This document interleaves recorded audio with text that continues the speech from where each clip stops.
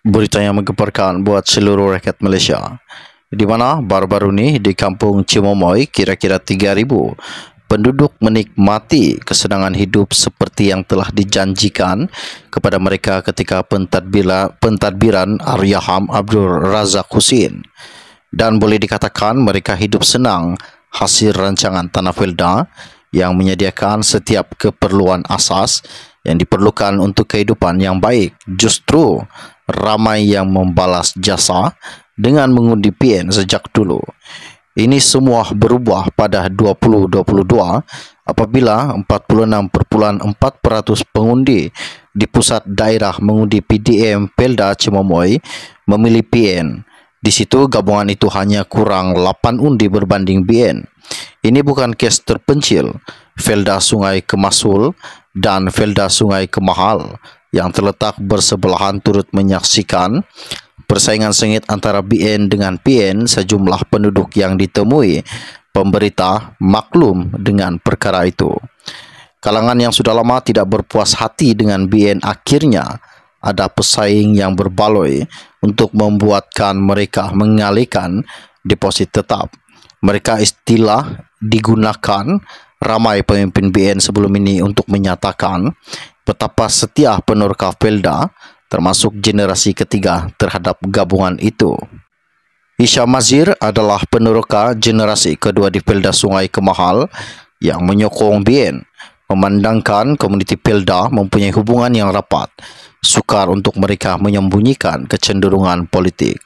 Menurut penduduk yang ditemui, sementara majoriti yang menang tinggal di Felda masih setia dengan BN, generasi muda yang tinggal di bandar tidak. Presiden NGO Anak Felda Azmi Muhammad berkata, dua pengundian menunjukkan pengundi lebih muda yang macu peralihan sokongan terhadap PN dan tidak berminat dengan sebarang pembangunan yang di bawah wakil-wakil rakyat sebelum ini di Felda mereka. Ramai penduduk Pelangai, sama ada di kawasan Felda atau bukan, membangkitkan perkhidmatan yang telah diberikan Johari kepada mereka dari ketika sebelum ini menjadi adun sehingga meninggal dunia dalam nahas pesawat di Elmina, Shah Alam pada 17 Ogos lalu. 3 Felda di Pelangai itu turut mendapat manfaat ekoran diwakili Adnan Yaakob sebelum ini yang menjadi Menteri Besar Pahang dari 1999 hinggalah 2018. Sementara legasi Adnan meninggalkan bekas di kalangan generasi lebih tua, pemimpin dan aktiviti BN memberitahu pemberita bahawa sukar untuk meraih sokongan pengundi muda yang kini berpihak kepada PN. Pengganti Adnan, Wan Rosdiwan Ismail, malah mungkin ekoran tertekan sehingga berseloroh kepada pengundi BN agar memastikan anak-anak mereka tidak pulang mengundi jika menyokong PN. Di sebelah PN pula, kempen mereka di kawasan-kawasan desa ini lebih perlahan jika dibandingkan dengan PRK di Pulai dan di Simpang Jeram pada Ogos lalu, walaupun dengan kadar sokongan yang lebih baik. Program ceramah malam mereka kurang dihadiri pengundi walaupun menampilkan beberapa pemimpin utama. Tidak seperti kempen di Pulai dan Simpang Jeram, PN tidak lagi menyifatkan PRK kali ini sebagai referendum kepada Perdana Menteri Anwar Ibrahim.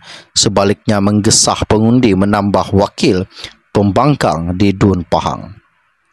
Namun dua sasaran PN kekal sama. Presiden UMNO Ahmad Zahid Hamidi dan DAP antara tema PN adalah Zahid adalah seorang yang tidak dipercayai orang Melayu, manakala DAP bertentang dengan agenda Melayu Islam. Faktor yang berpihak kepada BN setakat ini adalah jumlah pengundi, bukan Melayu yang disignifikasikan, yaitu 28%. Masyarakat orang asli di Sungai Gapoi yang ditemui pemberita pula masih tegar menyokong BN, dan ia juga dapat dilihat dalam data keputusan PRU pada tahun lalu. Berkenaan masyarakat Cina dan India pula, ahli Parlimen Bentong Yong telah ditugaskan untuk berkempen di Pekan, Telumong dan Macis. Bagi Yong, cabaran terbesar adalah memastikan mereka keluar mengundi.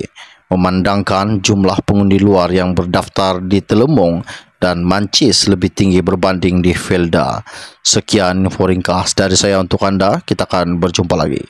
Salam jumpa dan salam kenal semua. Bye-bye.